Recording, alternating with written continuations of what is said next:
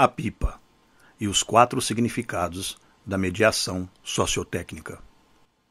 Articulações possíveis entre a educação e a psicologia para o estudo de um brinquedo. A ciência, a tecnologia e a educação convergem neste trabalho para o estudo de um brinquedo sob o enfoque das sociotécnicas, buscando mapear o traçado histórico de um objeto que, casual ou intencionalmente, o homem fez subir aos céus para explorar as forças do vento, tendo um papel importante ligado a toda a proto-história das conquistas do espaço aéreo pelo homem.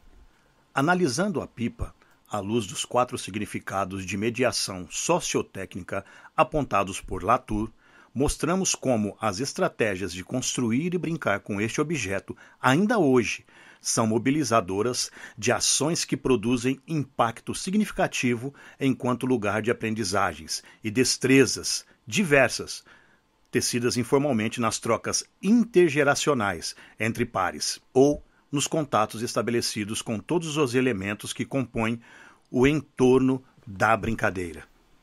Sociotécnica é um termo forjado por Latour para definir um híbrido da relação entre humanos e não humanos, reintegrando polos que comumente aparecem como opostos. A ideia de conceber a humanidade e a tecnologia como se fossem polos opostos tem sido, segundo este autor, uma cisão que produz graves equívocos na maneira de conceber as ciências, apartando aquelas que tratam dos humanos, tidas como moles, porque são confrontadas com a necessidade de estudar a errância, daquelas que tratam dos não-humanos, chamadas duras, pois têm sido rígidas pela crença de que os fenômenos da natureza são passíveis de serem tomados sob a ótica da exatidão. Para Latour, qualquer ciência é apenas humana, uma construção realizada por humanos na parceria possível entre mente e matéria. Não havendo uma divisão entre as ciências da natureza e as ciências humanas, valeria para as humanas ciências o movimento de seguir os atores nas redes heterogêneas que permitem a emergência dos fatos fabricados. Dentro de um campo tão vasto quanto possível, a que denomina de ciência, tecnologia e sociedade, amplamente conhecida no ensino das ciências como CTS. Latour, de 2000 a 2006, propõe o estudo dos processos que emergem das inovações técnicas e científicas, como fatos totais resultantes de múltiplas redes, na medida em que são levadas em consideração as várias instâncias que concorrem para o seu aparecimento. Os laboratórios, as universidades, as políticas públicas, os financiamentos privados, as relações de consumo.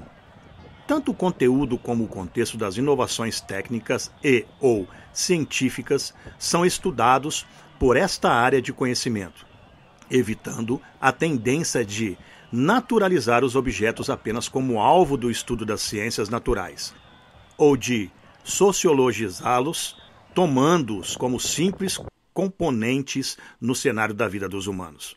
Latour propõe uma simetria a ser explorada entre sujeitos e objetos. Os humanos criam objetos interferindo diretamente sobre eles, mas esses objetos também interferem nas formas de viver, de ser e estar no mundo dos homens. Segundo este autor, os objetos têm uma importância decisiva na vida dos homens, numa troca de propriedades incessante entre os elementos que compõem os coletivos. Uma vez que são multiplicadores de possibilidades num tipo de interação a que chamou de interação enquadrada, as sociotécnicas, enquanto misturas de materialidade e socialidade, propõem a introdução dos objetos no campo de investigação das ciências humanas, tomando-os como inseparáveis do tecido do qual fazem parte. Segundo Moraes, em 2003, uma psicologia social baseada nas ideias de Latour teria sua tradução no acompanhamento de como se fabricam homens e os não-humanos compõem os coletivos com os humanos, tendo a potencialidade de se relevarem actantes, ou seja, de exercerem ou sofrerem algum tipo de ação, participando de um processo. É tudo que, não sendo humano, joga a favor da construção da nossa humanidade. Para construir sua humanidade, o homem precisa negociar com os outros elementos sem os quais sua sobrevivência não se torna possível. A pipa e os 4 significados da mediação sociotécnica. Ao longo da história, produzidos por humanos mediados pelos contextos em que estão imersos, os brinquedos surgem como cópias de objetos da realidade que se oferecem às crianças como suporte de suas brincadeiras ou construídos por elas próprias a partir de modelos e materiais disponíveis no ambiente. Em tamanho menor e compatível com as dimensões dos pequenos adultos, tal como antes eram vistas as crianças. Prestam-se para entendimento e elaboração da realidade em que vivem e, como quaisquer outros artefatos humanos, convidam à descoberta, à invenção e à negociação. O brinquedo, sob o enfoque das sociotécnicas, nos proporciona o entrecruzamento de campos de estudo que, tradicionalmente, não estavam articulados. Vários deles se prestam a explorar conceitos da física e da matemática, sendo ótimos catalisadores do interesse dos escolares, uma vez que continuam sendo instrumentos valiosos em testes de hipóteses em campos variados do conhecimento. Ao utilizar a teoria ator-rede como referencial teórico, metodológico, ciência e tecnologia, cultura e educação assumem uma mescla que resulta na complementaridade do conhecimento comum com o conhecimento especializado, na medida em que ambos podem ser flagrados de maneira situada para corroborar um conhecimento situado.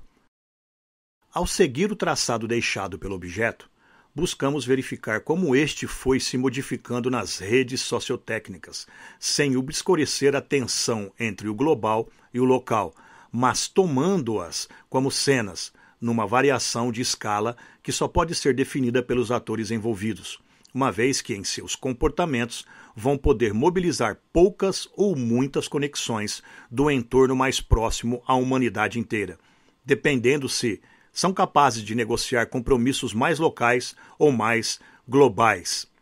Todos os atores foram acrescentando de alguma forma no trato com o objeto características que iam lhe conferindo múltiplas versões ao longo de um processo de tradução caro à teoria ator-rede, que também recebe a denominação de sociologia da tradução.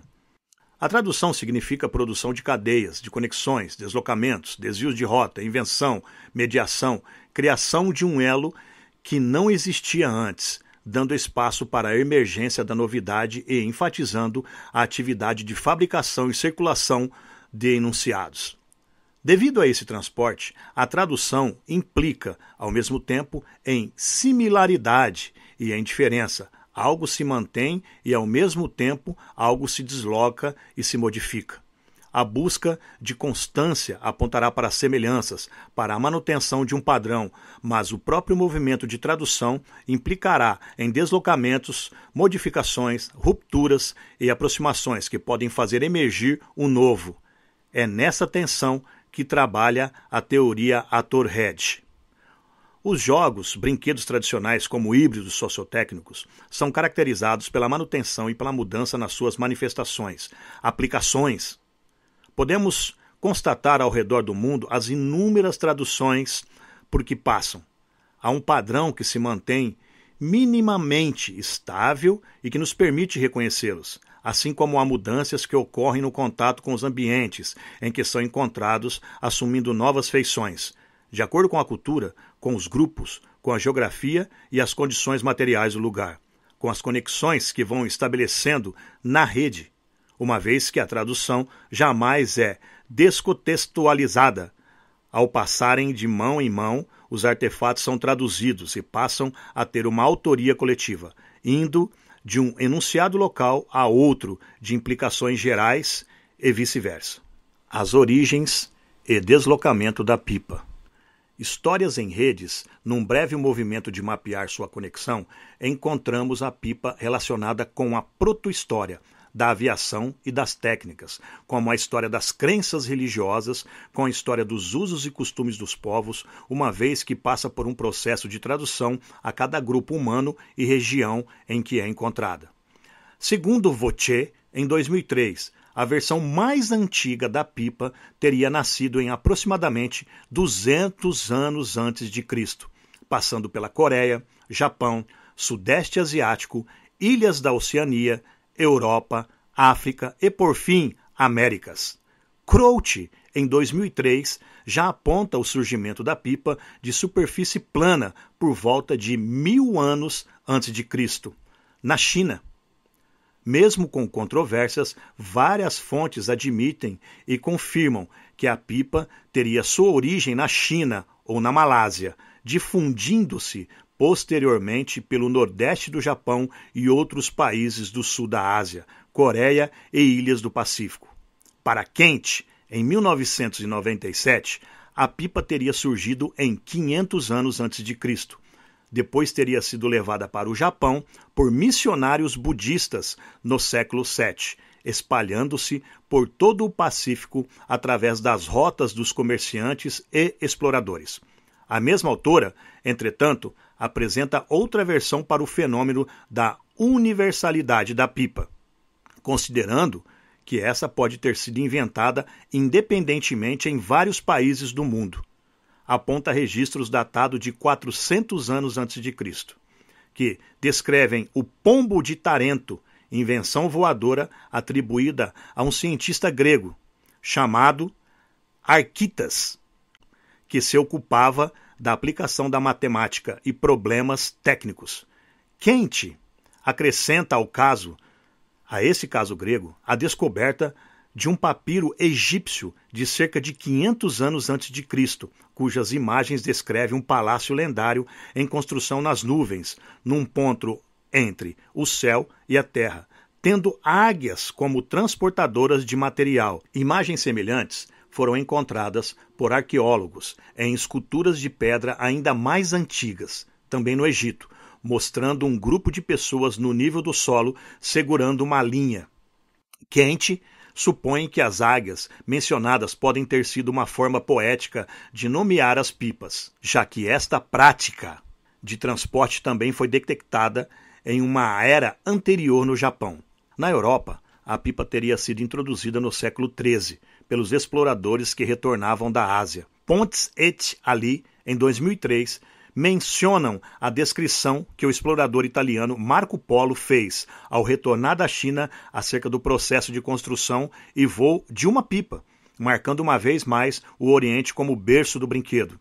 Crouch, em 2003, pondera que há muitas razões para aceitar as lendas orientais, sugerindo que os primeiros humanos a se aventurarem no ar o fizeram através de grandes pipas. No Brasil, o fenômeno de apropriação do brinquedo segue os mesmos moldes de sua difusão pelas várias partes do mundo. Em cada lugar, o objeto vai assumindo feições e denominações particulares, que se justificam pela variedade dos usos, costumes, disponibilidades contextuais e nomeações. Kishimoto, em 1993, atribui a veiculação dos jogos tradicionais como a pipa à tradição milenar da transmissão oral no folclore. Em seu livro, encontramos a informação de que a pipa teria sido introduzida no Maranhão pelos portugueses no século XVI, espalhando-se por todo o norte e nordeste, onde até hoje é um brinquedo-brincadeira concorridíssimo nos meses ventosos. A informação que acredita aos portugueses a introdução da pipa no Brasil é encontrada também no Dicionário do Folclore Brasileiro, de Luiz da Câmara Cascudo, em 1988. Essa versão é contestada por Vautier, em 2003, que defende o conhecimento do artefato pelos escravos africanos, que já o utilizavam em seu país de origem, adaptando-os em terras estrangeiras, com o objetivo de sinalizar aos quilombos a aproximação dos capitães do mato, como eram chamados os caçadores de escravos. Eram objetos construídos a partir dos recursos disponíveis no sertão, operando-se a substituição do papel por palha de folha de palmeira.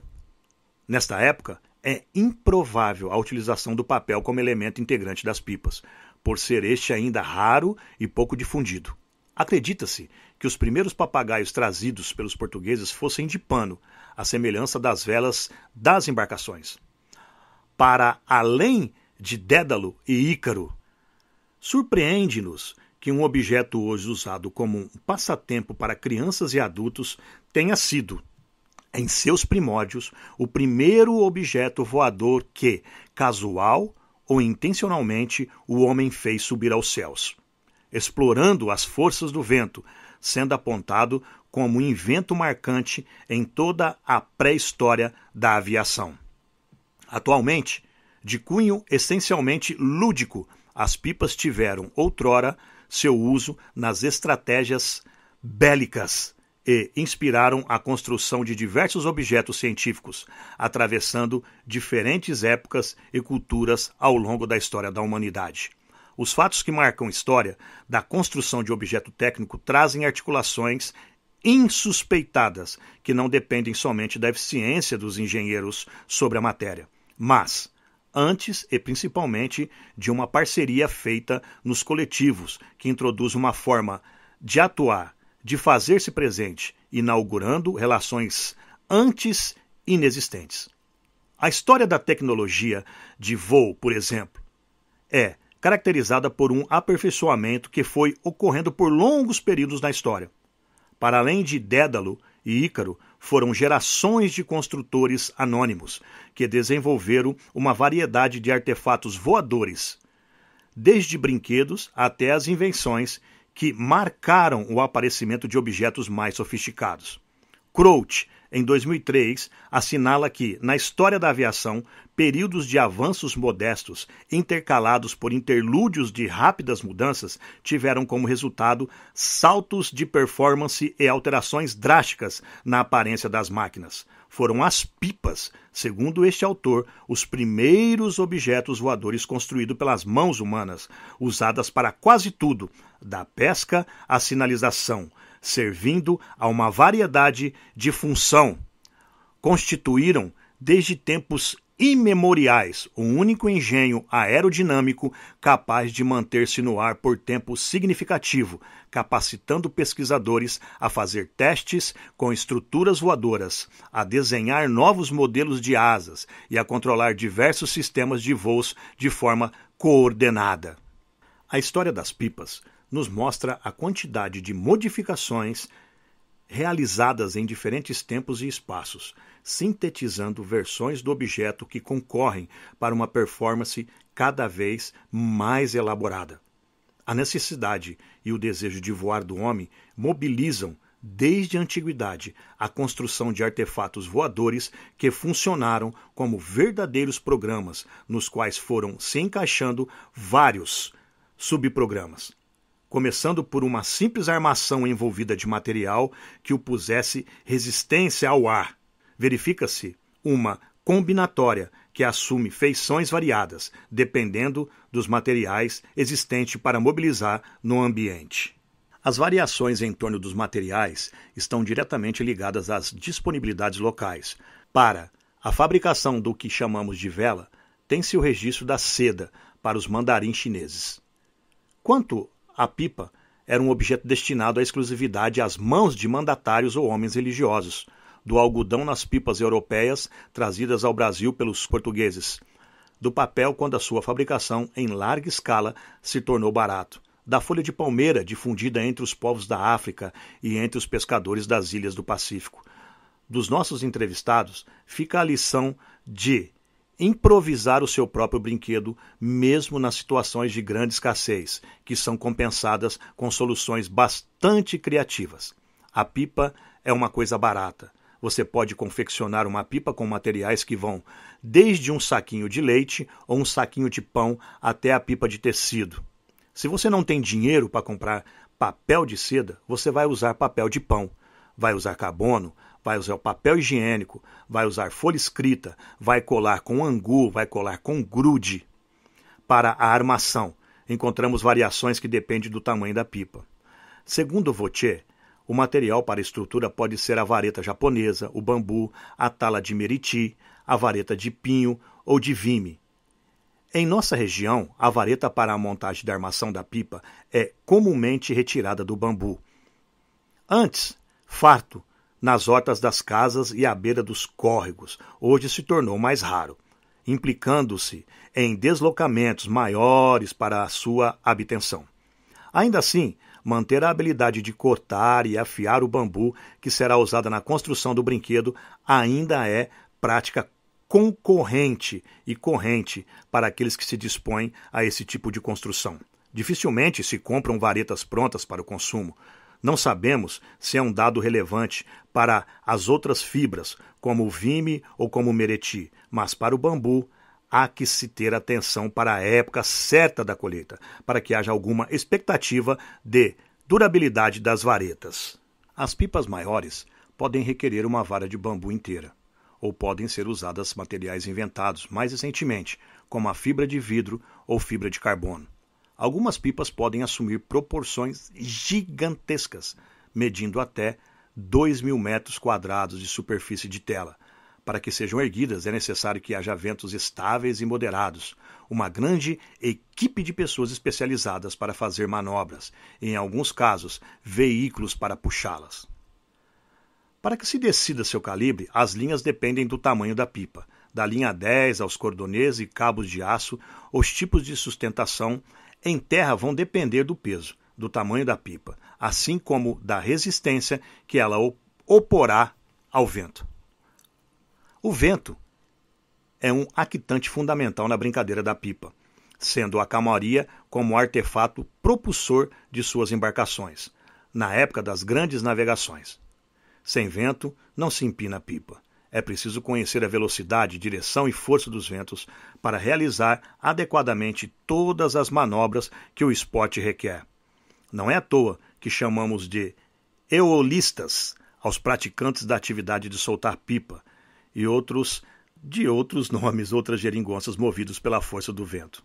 Na pipa, outros actantes entram em cena para complicar essa relação de causa e efeito que não é nada linear.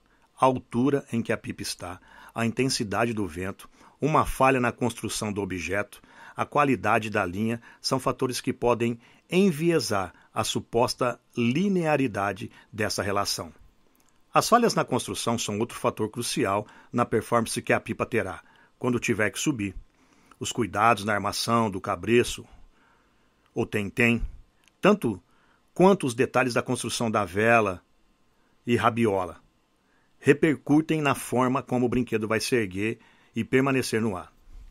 Atualmente, já são desenvolvidas pipas para voar com pouco vento, embora a quantidade de manobras aumente e se complexifique, algo que interfere não exatamente na performance da pipa ou em seu voo, mas na sua capacidade em guerrear contra outras pipas é a qualidade do cerol passado no fio que é utilizado como elemento cortante. A mistura que, primeiramente, apareceu nas oficinas de sapateiros e depois passou a ser item indispensável nas disputas aéreas. Apesar de simples, tem segredos nas suas receitas, tornando os seus detentores mais cotados para serem os melhores guerreiros.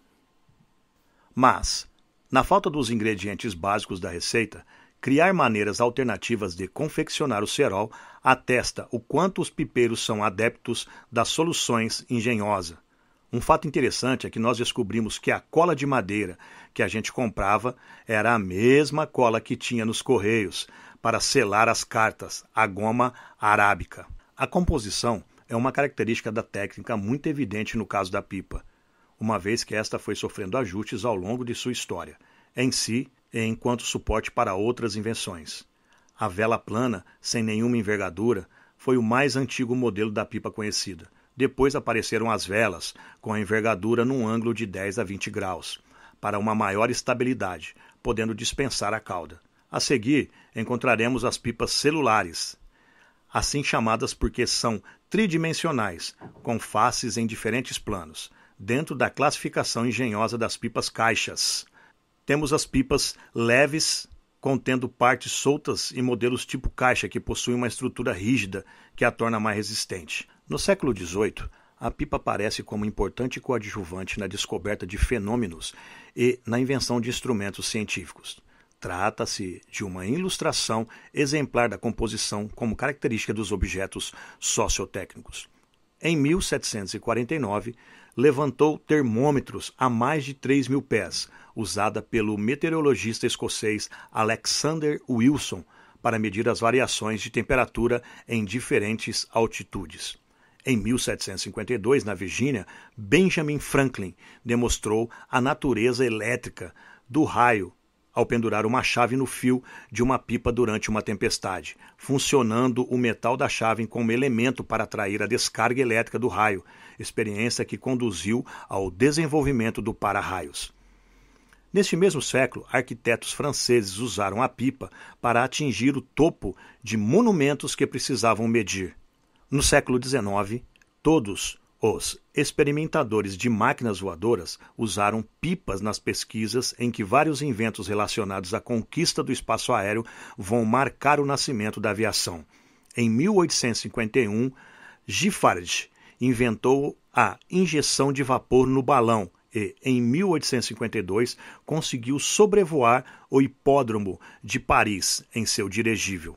Em 1853, George Cayley, matemático e praticante da pipa, inspira-se na vela dos barcos para desenvolver uma experiência de ascensão humana em objetos planadores, retomando experiências que deram origem a toda a engenharia aeronáutica.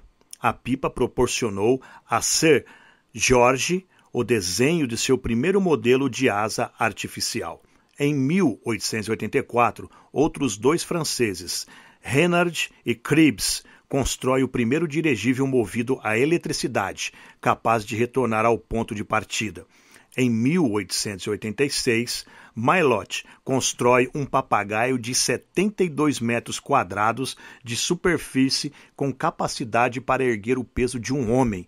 Em 1898, Lawrence, imigrante inglês residente no Zewa, criou uma pipa revolucionária em forma de caixa, com capacidade para levantar pessoas. Em 1899, muitos anos após Cayley fazer voar seus paraquedas voadores, os irmãos Wright inauguraram seus próprios inventos aeronáuticos, com uma pipa que foi especialmente desenhada para testar um sistema de controle que fez voar suas primeiras máquinas.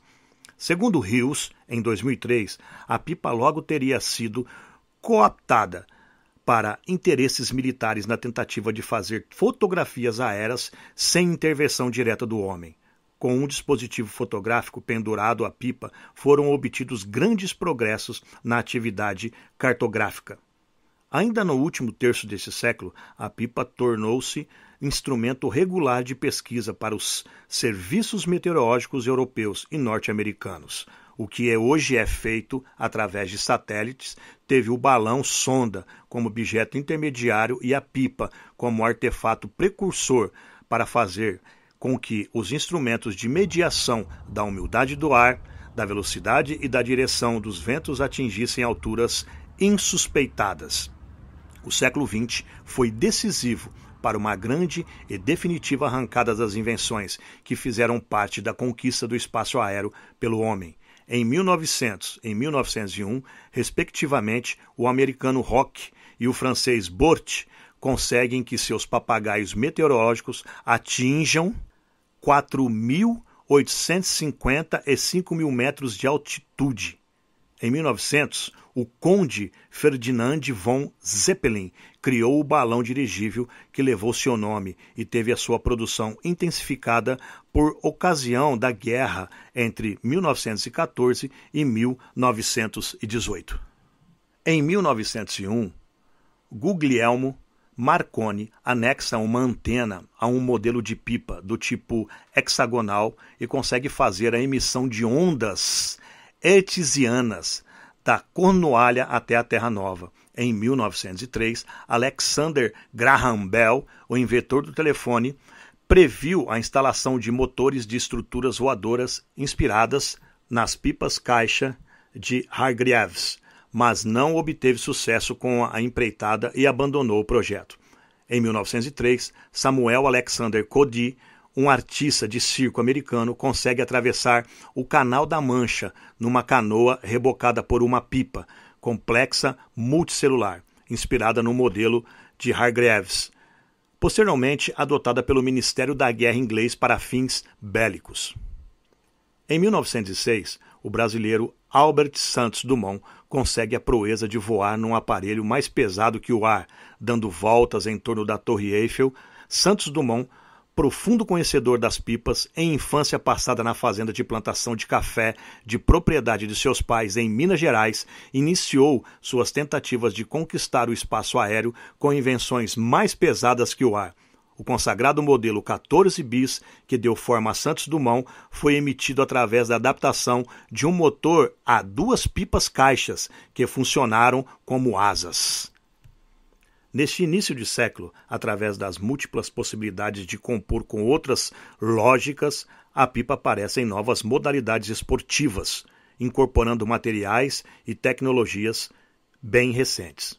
Os quiteiros, como são chamados os pipeiros que portam sofisticadas pipas industrializadas, já aparecem como novidade nos parques dos grandes centros urbanos, e o kiteboarding, e o kitesurf, e o kiteboogie despontam em praias australianas ou em praias cariocas, ganhando um número crescente de adeptos. Segundo Rios, para sobreviver, as técnicas têm que se adaptar às novas modas, manias e experiências, pois, caso contrário, perecem e são enviadas ao Museu de Antiguidade, que acumula as peças e as geringonças que perderam sua serventia para os humanos. Um dos elementos praticamente extintos na atividade de soltar pipas, por conta da difusão no uso do cerol, foi a manivela ou tomador. Ao mesmo tempo em que o cerol vai se difundindo, o tomador vai desaparecendo. Rios adverte que a pipa, apesar de ter sido o seu nascedouro em culturas arcaicas, não é uma criação primitiva. Se no Oriente evoca-se o seu caráter lendário durante as guerras, ou quase sempre ligado aos rituais religiosos, no Ocidente a pipa assumiu nova aplicação, tornando-se um instrumento da ciência. A pipa foi e continua sendo usada como artefato engenhoso nas invenções que o homem tem utilizado para a realização de tarefas básicas de sobrevivência, como é o caso da pesca. Em seu The Creative Book of Kites, Sarah Kent, em 1997, assinala que, além do cunho religioso e beligerante, as pipas têm assumido por vários séculos, na região do Pacífico, o papel de levar as linhas de pesca para além das águas mais rasas, com a vantagem de não projetar as sombras humanas ou de perturbar a superfície das águas, afugentando os peixes. Esse método é fundamental para os povos que habitam os arquipélagos da Malásia e Polinésia, onde é forte a atividade da pesca e é detectado em outras partes do mundo, como na ilha de Santa Catarina, sendo lá chamada a pandorga pescadora. No livro de Mello, em 1983, temos um relato de que essa invenção começou por acaso no litoral catarinense, entre os pescadores que praticam uma modalidade de pesca chamada espinhel. Conta-se que a técnica foi descoberta em certa ocasião, em que um dos pescadores levou no barco o filho com sua inseparável pandorga.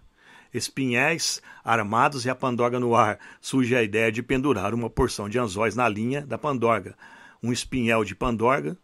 A ideia logo se propagou, foi testada e aprovada, ajustada em seus detalhes técnicos, e se generalizou na ilha, rumando para outras praias do estado. Não temos informação da permanência dessa prática nos dias de hoje.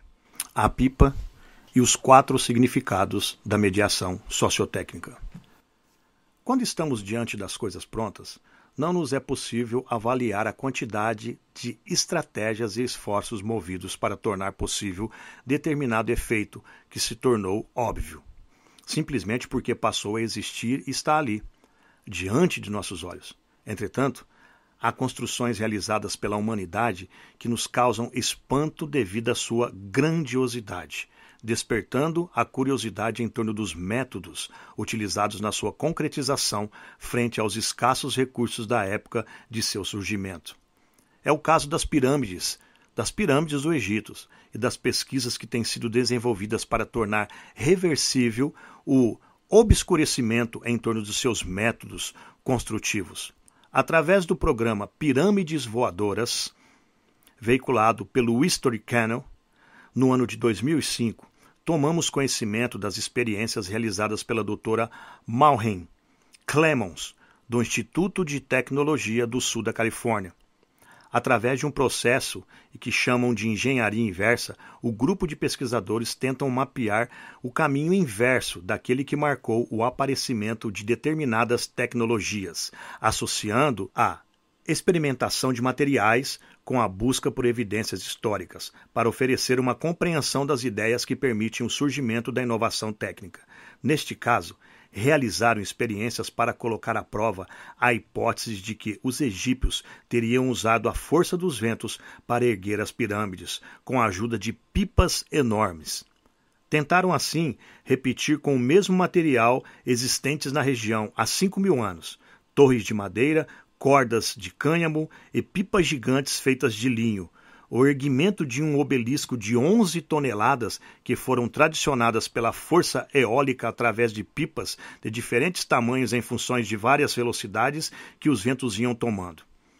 Pelo resultado da experiência, que durou cerca de 7 anos, essa hipótese foi considerada plausível, ou seja, acredita-se que as pirâmides do Egito tenham sido construídas com a ajuda das pipas, uma vez que os dados históricos corroboravam o fato de que os egípcios eram hábeis na lida com as embarcações à vela nas navegações que empreendiam pelo rio Nilo, acrescentando-se o fato de que os ventos são intensos e constantes no deserto.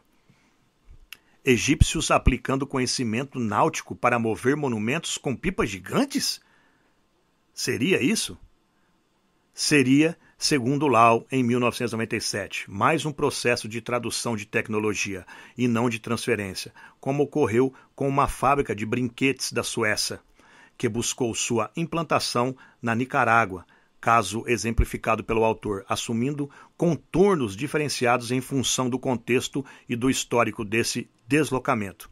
A pipa é um objeto que se manteve nas práticas humanas até os dias atuais, como todo híbrido sociotécnico também deixa alvoroçados muitos grupos de humanos quando algo não vai bem na sua performance. Nos detalhes da sua fabricação, na confecção do cerol, nas estratégias de elevar-se, nas manobras operadas nas disputas, em todas as etapas, deparamo-nos com problemas que precisam de coadjuvâncias, no sentido de obter soluções para que a pipa volte a bailar no ar. A extinção da pipa, embora anunciada por tantas vezes, não ocorreu e nem, nunca, jamais ocorrerá.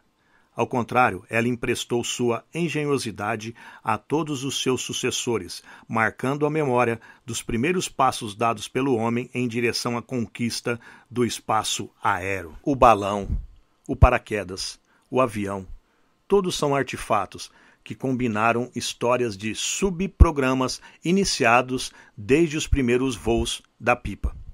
A pesquisa aeroespacial trouxe inovações em torno de novos materiais como o nylon, a fibra de vidro, a fibra de carbono. Novas formas de voo e de aterrissagem também foram desenvolvidas utilizando a tecnologia da pipa como ponto de partida. Longe de decretar a obsolência da pipa, esses avanços retornaram ao solo da experimentação original, fazendo surgir outros tipos de pipas com características cada vez mais sofisticadas. As que voam com pouquíssimo vento, as desmontáveis, as impermeáveis, as asas deltas, as pipas gigantes, despertando o interesse dos adultos, esportistas e profissionais que se dedicam ao estudo das máquinas eólicas. Picon, em 1996, comenta que o aparecimento e o desaparecimento das técnicas nunca se fazem de maneira abrupta, sendo sempre gradual a passagem de um sistema técnico a outro. Segundo este autor, não existem sistemas técnicos puros, pois elementos de um antigo sistema podem permanecer, enquanto outros podem anunciar a chegada de novidades, havendo uma coexistência entre o antigo e o novo em determinados períodos. O que provavelmente muda é a forma como as pessoas fazem a destinação de seus usos. A pipa é um caso exemplar nessa lógica, pois se manteve como um antepassado remoto ao lado de seus sucessores contemporâneos. Considerações finais. A pipa, como um objeto sociotécnico fortemente conectado à produção de vários conhecimentos científicos em toda a história do Ocidente, reedita para cada brincante, a um nível micro, a experimentação em torno de noções da física e da matemática, dos rituais e regras, de convivialidade nos momentos de paz e de guerra, além do fascínio que provoca no seu movimento de ascensão. Trata-se de um objeto talhado para viver grandes aventuras e aprendizagens, cuja narrativa não temos a intenção de esgotar aqui. 现在龙尾巴已经在往上飞了，龙尾巴已经在上面了。哇，好，哦，来了，中华巨龙就要腾飞啦！哇，哦，龙尾巴已经上去喽！哇！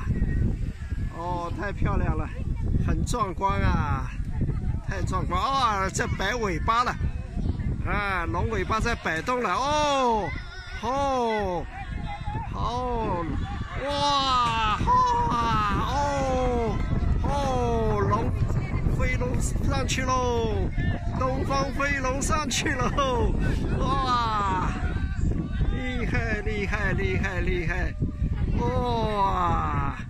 哇，漂亮，好，太壮观了，太壮观了！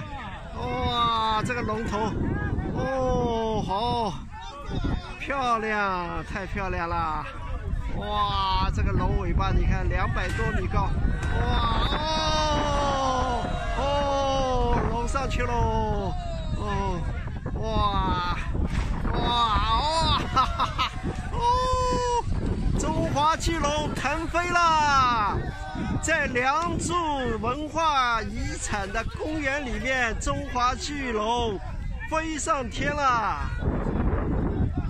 华夏大地，巨龙俯瞰着华夏大地，中华巨龙，哇，它摆动着身姿，在蓝天白云下，哇，好啊，漂亮啊，壮观啊，好。 哦，哇，厉害厉害厉害厉害厉害，哇！